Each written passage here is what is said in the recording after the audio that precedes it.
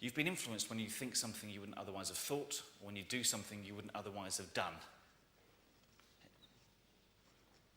That's why we talk to each other. That's why we attend conferences. This is why we hang out with each other. This is why we're social animals. We want to learn from each other, teach each other, chew the cud, improve the world. So when we talk about social media in the round, let's not forget that we don't have media for media's sake, but to communicate, and we don't communicate for any other reason than to influence. And I always use the word influence to mean both ways, to influence and to be influenced.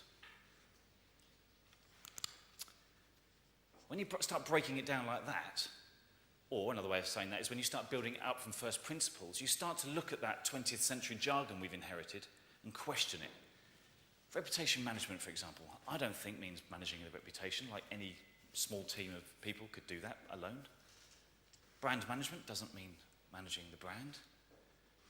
They're fine examples of individuals in organisations whose job it is to help shepherd the flows of influence, such that the resultant opinions and views people have about our organisation are conducive to us achieving that mutual value.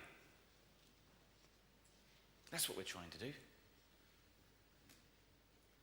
If sentiment, if reputation goes against us because we've been influencing the world in a way that's not conducive to our success, we begin to fail. It's as simple as that. Mother Nature's been getting this right for a few million years. In fact, lots of the thinking in social business is borrowing from nature, because what we're trying to repeat in our organisational context is the way that nature's ecosystems work, thrive, survive, adapt. That's a theme I'll return to in a bit. And in terms of the outcome, what we're trying to achieve here, surely is nothing more than influencing others and making sure that they influence us back. That's it.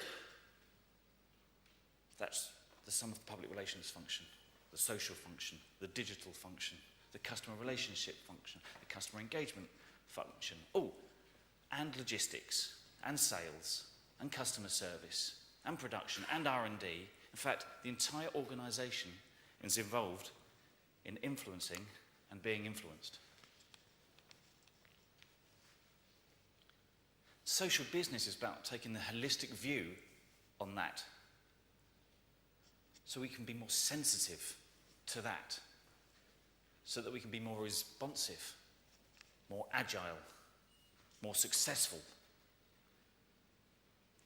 happier. Let's not forget that we only want economic growth for one reason, and that's to be happier. It's not economic growth for economic growth's sake, is it? We'd rather just be, well, happier. I would anyway.